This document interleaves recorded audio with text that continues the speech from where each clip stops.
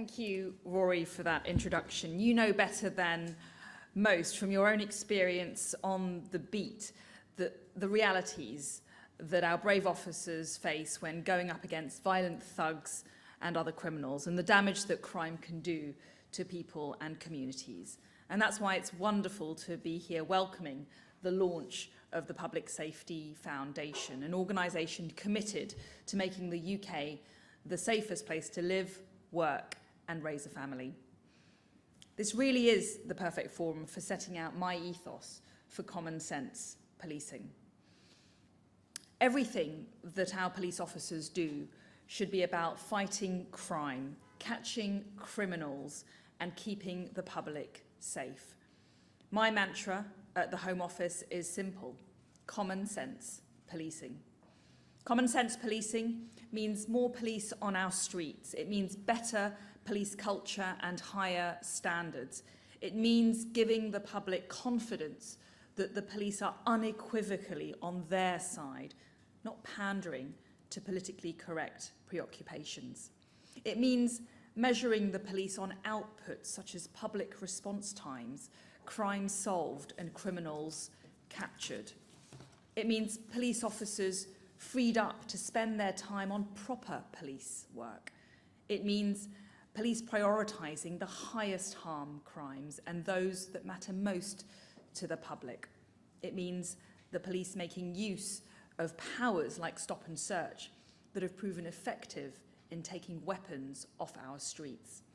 And above all else, common sense policing means officers maintaining a relentless focus on fighting crime, catching criminals and keeping the public safe. And I'm going to speak on each of those items today. Firstly, the public wants to see more bobbies on the beat, and so do I. It is central to common sense policing. Everyone who has been part of the government's Police Uplift programme should be immensely proud of what we've achieved in the last few years. Many said we couldn't do it, but this is a police success, a Home Office success and a Conservative government success. We've delivered an additional 20,951 officers into policing over the past 3 years. There are now almost 150,000 police officers across England and Wales, the highest number ever. 24 forces now have more police officers than they ever had before the programme. I'm extremely grateful to police chiefs for leading this drive. And to those men and women who have signed up, you are now part of a policing family epitomised by bravery and dedicated to public service and safety. As part of the new generation of policing, you will help to raise standards, refocus priorities, and maintain our world-leading place in policing. Policing must remain open to the best and the bravest, whether or not they have a degree.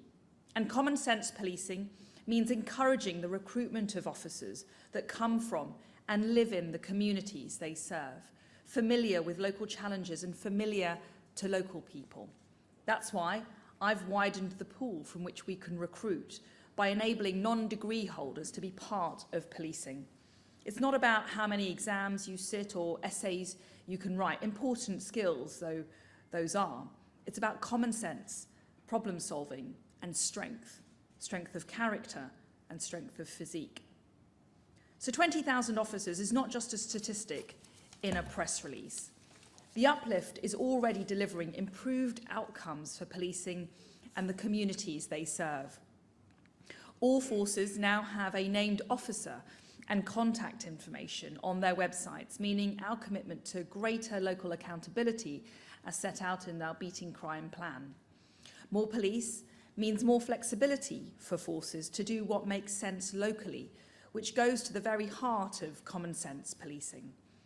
A PCC recently explained how the uplift is making a difference in their patch. They said, additional officers have been deployed into our more rural communities, which allows response times to lessen and takes pressure off urban-based officers from covering a wider area, allowing them to focus on localised crime. In one force, much of uplift has been reinvested into tackling rape, with the creation of an additional 119 roles. Another force has used the uplift to double the size of its knife crime team, boosting its capacity to seize dangerous weapons and keep people safe. Recruiting officers is crucial to getting more bobbies on the beat, but retention of existing officers is similarly important. Every force must focus on retaining the essential skills and experience of existing officers.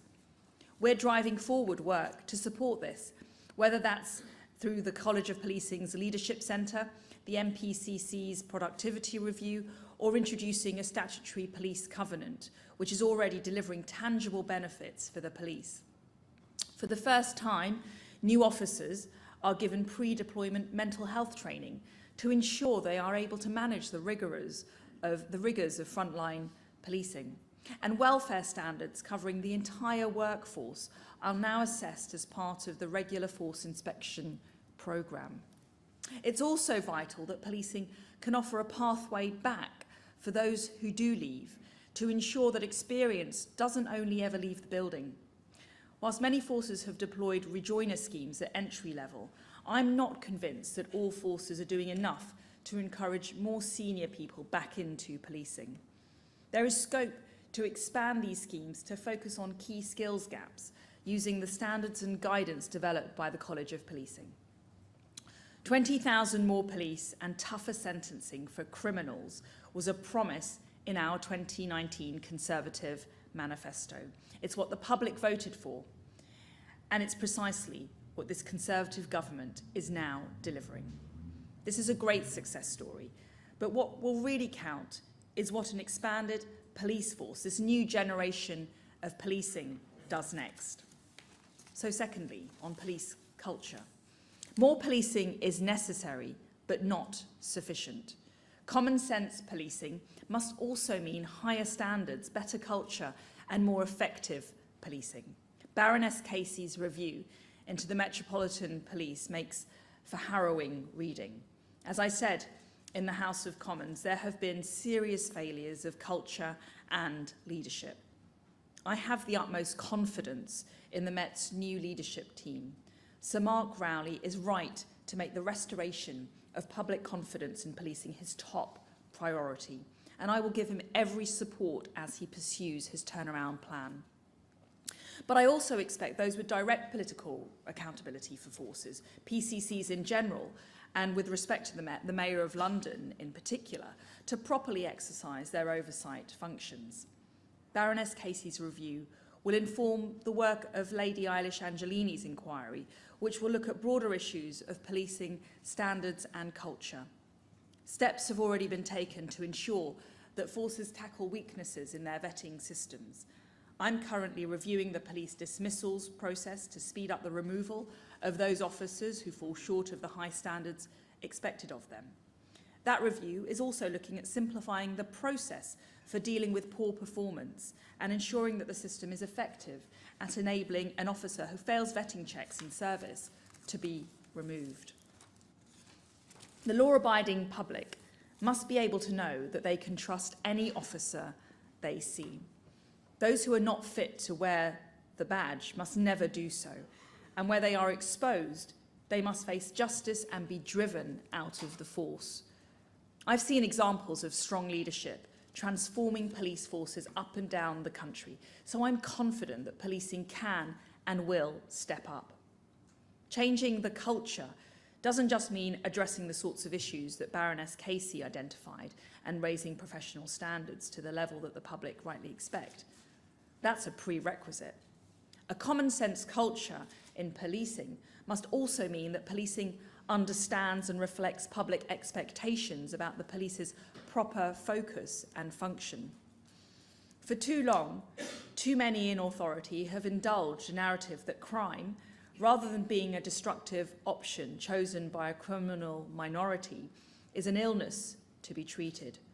This narrative seeks to diminish individual responsibility and culpability by holding that criminals are themselves victims.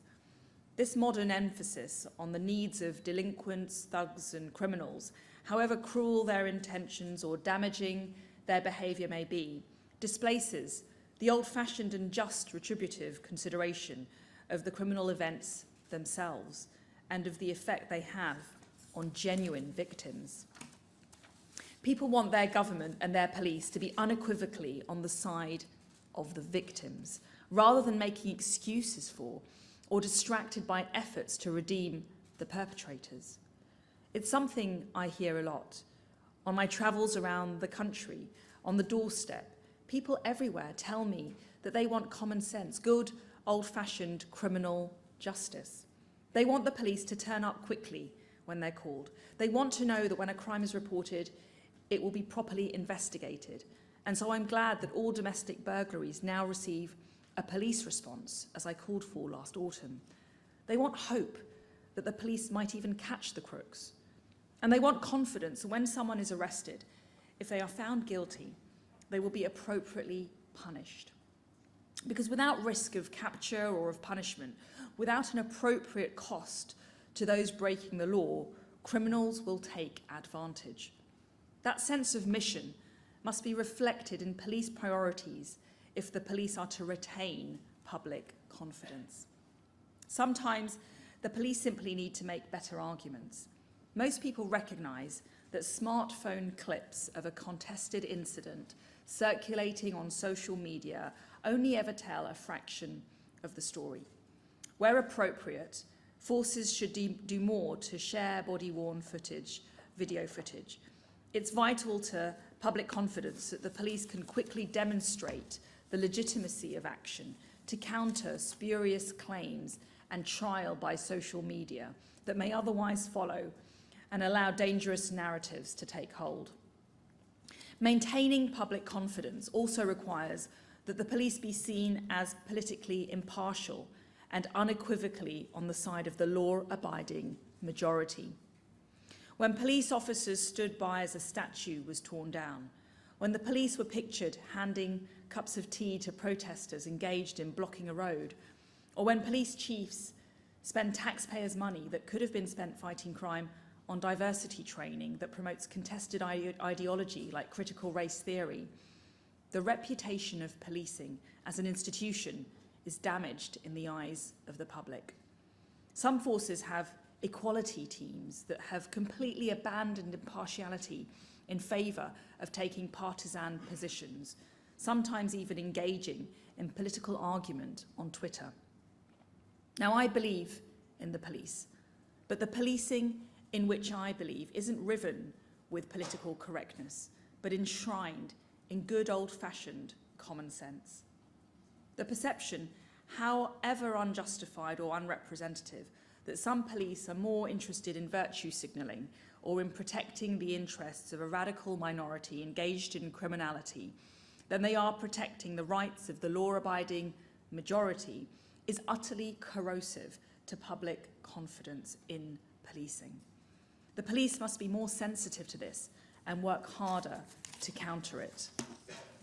If police chiefs approached instilling a culture of political impartiality with the same dedication which they approach instilling a culture of diversity and inclusion, I have no doubt that political confidence in policing would be materially improved. Thirdly, freeing up police time. More police and better police culture is essential, but positive effects are blunted if the police are not free to properly focus on policing. That is why, over the last 6 months, I've led a broad programme of common sense policing reforms to reduce unnecessary and inappropriate burdens on police time.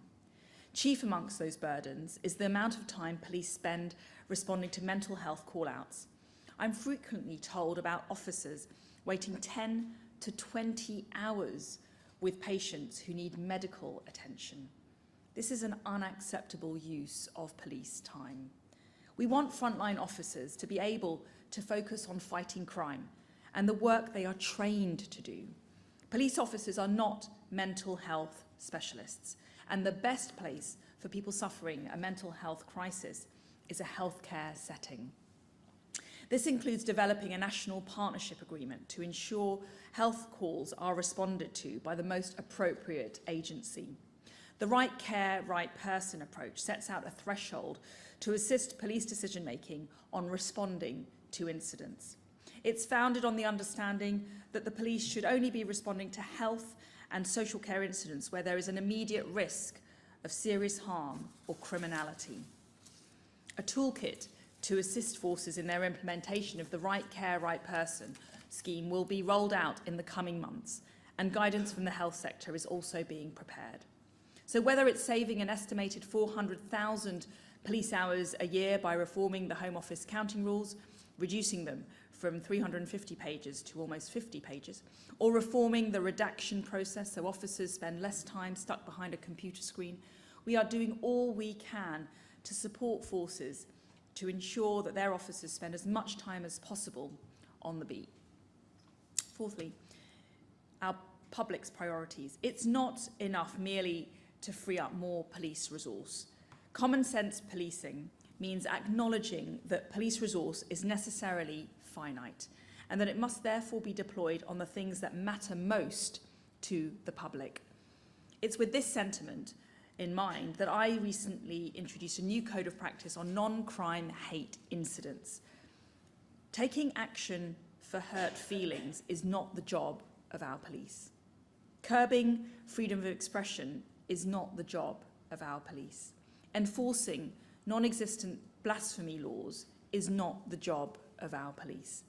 The new code makes clear that personal data should only be recorded if there is a real risk of significant harm and stresses the importance of giving proper weight to freedom of expression. The public want to see the police focused on the highest harm crimes and those that are the priorities to address in their communities. They want to see the police tackling violence against women and girls, a key priority to which we've committed nearly £250 million in Home Office and wider government funding through 2025. They want to see the police focused on tackling child sexual exploitation, which is why we launched a new grooming gangs task force, introduced mandatory reporting, and will be announcing further measures when responding to the recommendations of the independent inquiry into child sexual abuse next month. They want to see police cracking down on drugs and associated criminality. I'm proud to say that together with the police, we have done considerable damage to county lines gangs, seizing record amounts of drugs, making 20,000 arrests for drug-related offences, and disabling 1,600 organised crime gangs since 2021. They want to see the police tackling knife crime, which is why I'm doubling down on stop and search and launching a public consultation on banning machetes and other large knives that should have no place on our streets but are readily available online. They want to see the police treating antisocial behaviour as a priority crime, which is why we've just published a bold and ambitious action plan to address this blight on communities. And they want to see that the police are on their side when it comes to addressing highly disruptive protests, which is why we strengthened police powers in this area. This has already supported the arrest of over 750 individuals by the Metropolitan Police alone since October 2022. By contrast, the police do not want to see the public do not want to see the police turning up to residential addresses to police bad jokes on Twitter. Next, on stop and search. When it comes to delivering on the public's priorities, common sense policing calls for the use of the most effective tools available without regard to political correctness.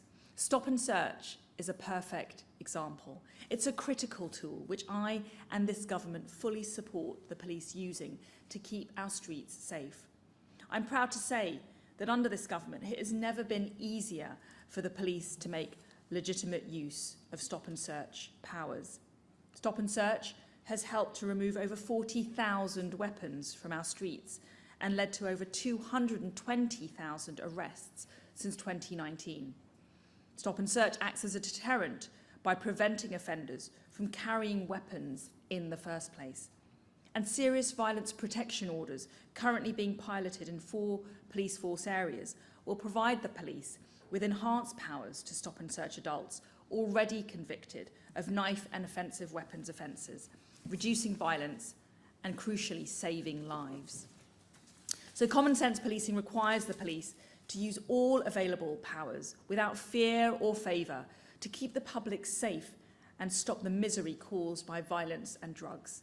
That is why I intend to write to police chiefs in the coming days to reiterate the importance of stop and search and the government's full support for the police's appropriate use of it.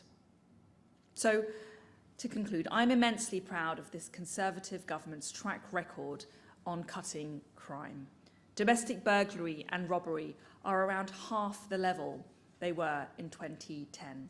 Violence and vehicle theft are around 40% lower than in 2010. And fewer people are dying from drug and alcohol-related deaths compared to 2010. But I also see policing at a turning point, with devastating events like the murder of Sarah Everard, forces in special measures and the problems highlighted in the Casey report. We must all work towards rebuilding public trust and refocusing on the public's priorities. Common sense policing is the way that we will do that.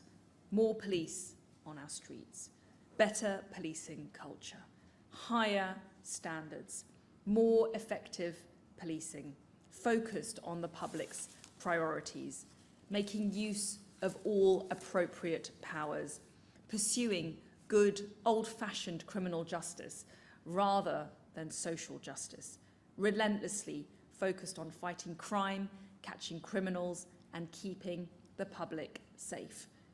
That is the policing that the decent, hard-working, law-abiding majority up and down this country can get behind and have confidence in.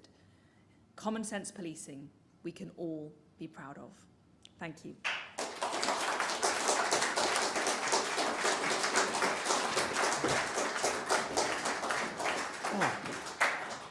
Thank you very much, Home Secretary. I mean, where to begin? There's so much positivity actually in there in terms of what the future holds for us all.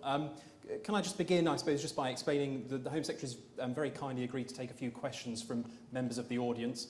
Members of the media, you'll be more than happily accommodated, I'm sure, by Home Office colleagues in a media huddle to follow shortly. So if we can invite a few, get those cognitive juices flowing. As the founder and certainly hosting everyone today, I'm itching to ask one myself. We have, Home Secretary, thank you for the speech, we have recruited, I believe it's 20,000, and I'm reliably informed 951 officers. And I suppose beyond the sort of message you've already given, is there anything more, any more encouragement you might be able to offer them in terms of how they can help make our streets safer? Listen, I back the police. I'm in awe of their everyday bravery. Many of us will never comprehend the risk and the jeopardy they place themselves in, day out. The number of lives saved, the number of crimes averted, the number of people supported.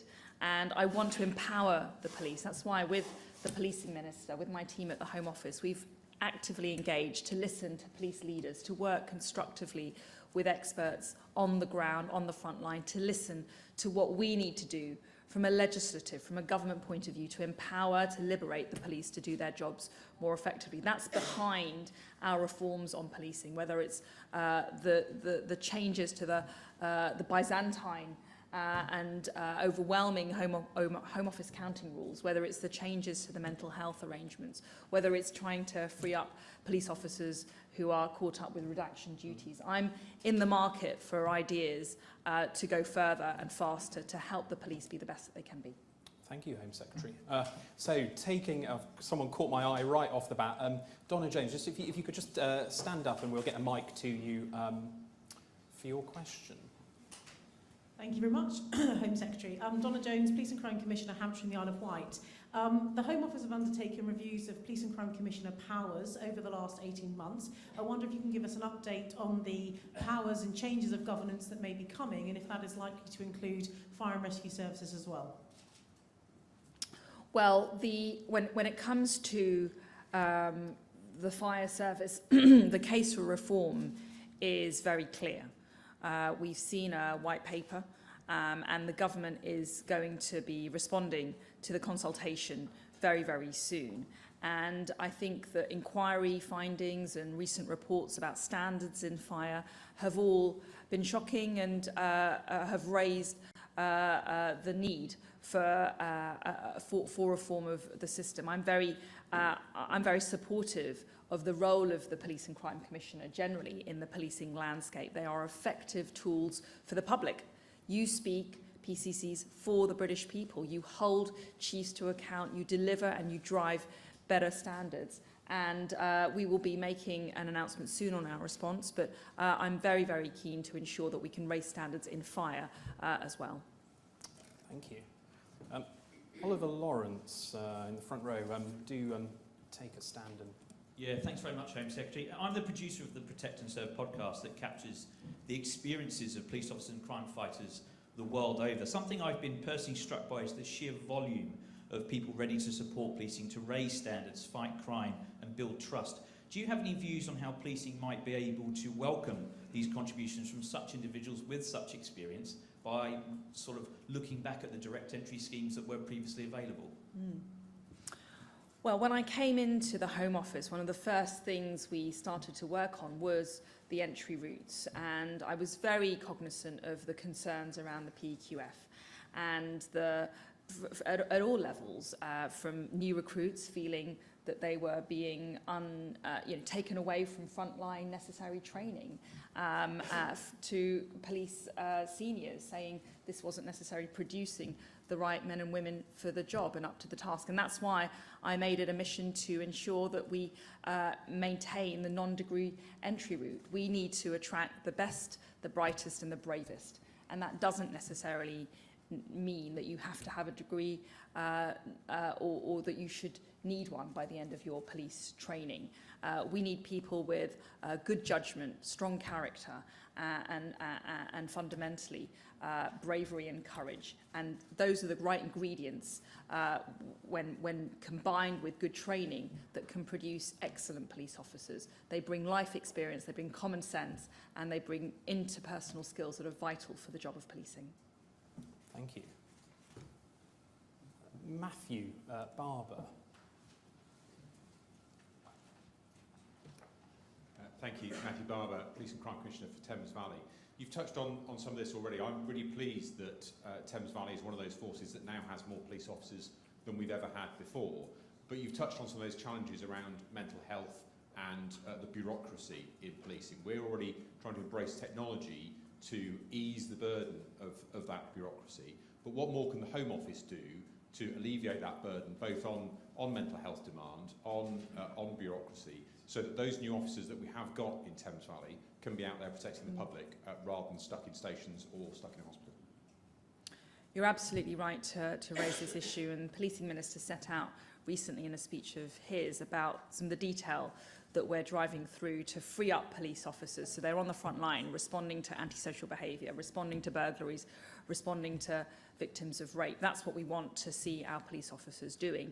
The National Partnership Agreement that we are striking with the health sector, I believe, is a big step forward. It builds on successful models that have been pioneered around the country, particularly the right person, right care model. And it means that if someone is in a mental health crisis, the first response should be a healthcare response, not a policing response. We want to stop the scenario of police officers waiting, as I said, 20 hours sometimes in A&E, looking after someone who really should be in the care of a health professional. That is vital time, vital resource that I want to free up. And on the Home Office counting rules, we've seen duplication, we've seen inefficiency, we've seen bureaucracy. We estimate that the changes that we've already announced, and we're going to go further because this is a phased programme, already these changes will save about 400,000 hours a year of police time. That's time that should be on the streets, visible and responsive to the public. Super, thank you. I'm going to be a little bit cheeky and I'm going to take just two or three together. Conscious we've only got a little bit of time left. So, firstly, Harry Miller from Faircop. Hi, Home Secretary. As you're probably aware, my organisation, Fair Cop, all we want to do is drive politics out of policing. One of the problems that we have when we challenge chief constables is when we say, look, you're promoting critical race theory, you're flying the trans flag, etc. You're not supposed to be political. Now they turn around and say, we're not being political. So, Home Secretary, could you define for us what it means to be political and why it's important for the police to stay out of anything that's political, please? Thank you, Harry. And then, being very cheeky, one at the back. I think it's, unless my eyes are deceiving me, it's Sam Coates. Thank you. Home Secretary, you're sort of articulating the public's priorities to the police in your role as Home Secretary. But within operational independence, do you think we have enough structures within the police for them to reflect the public priorities directly themselves as well? So whether that's PCCs, I know when Conservatives came into government, there was a big play on crime data and crime maps, hoping that was going to add public pressure. You obviously have limits in how much you can direct the police. You can pass laws, you can speak from lecterns, but do you think that's enough to reflect the kind of issues that you think the police should be reflecting? And then, in the interest of making sure that people I don't know get to ask a question, a final one from the lady in the third row. Just wait for the mic to come. And apologies for so many there, but I just was keen for the audience to feel there. Thank you very much. I'm Helen Wilkie. I'm a DCI in Hampshire Constabulary. And my question was just in relation to there are currently 22 different ways to close a crime and whether you would be looking to simplify it. And also I'd be interested to hear your thoughts on DG6 and the challenges that redaction presents within our workforce. Thank you. Great questions. Thank you very much. What is political? Well, I mean, I think contested issues, issues where there is a legitimate debate and in which freedom of expression and lawful exchange of views should be not only allowed but actually encouraged. Critical race theory, you know, adhering to a particular view on that is a highly contested political issue. The police should not be getting involved in that. I would also say gender critical issues. I mean, you have experience of this yourself, but it is precisely that reason why I've laid new guidance on non-crime hate incidents. We must allow and ferociously preserve lawful debate and freedom of expression, and the police really shouldn't be intervening in what is a foundation of our democracy. Operational independence. Well, we do have, I mean, I think the PCC structure is a good one. I think that the element of accountability and electability is absolutely vital for connecting police forces to the public, and fundamentally police and crime commissioners are held directly to account at the ballot box. But I'm very keen to ensure that the police are responsive to the strategic priorities that we set at the Home Office. That's why I've changed some of our strategic policing requirements to include violence against women and girls. And I think that will have an effect on how the police respond to the priorities that the people have. And lastly, you talked about simplifying the Home Office accounting rules. Yes, we want to avoid the duplication of recording of crime. I think that there is a wealth of work that we can do, and we're going to embark upon that in our next phase of reform of the Home Office accounting rules. And on DG6, well, in my former role as the Attorney General, you'll know I changed the Attorney General's guidance on disclosure. We really tried to improve the rules on redaction. I think there may well be a case to go further because there is still a challenge of police officers stuck behind computer screens, spending hours upon hours redacting the body-worn video footage or the documents that they are receiving. Particularly, you see this in rape investigations, and that can really be a factor that protracts investigations and makes them very lengthy to the detriment of the victim, who then may well be more inclined to withdraw. I think it's absolutely vital that we condense this process. There are other models in other state agencies that we can learn from, and I don't think it needs to be the way it is currently. Thank you very much, Home Secretary, and thank you for the participation from the audience. There will be a media huddle in a few minutes for the media guests we have. Before that, I'd just like to thank you all for joining us. I'd like to thank the Home Secretary for giving us her time and giving us her thoughts, important thoughts on policing and crime. I hope that the foundation today, launching onto the landscape, can be a home for some of these conversations and discussions. Back to the Home Secretary's point just then about free speech, rational thought, and being able to engage on issues of law and order, I think it's really important for us. So I hope to see many of you again. I hope you'll spread the word about the work we're doing and the mission we're on. And then finally, really, do enjoy any final teas and coffees before we all depart. And please do extend your thanks, as I will, to the Home Secretary for joining us today.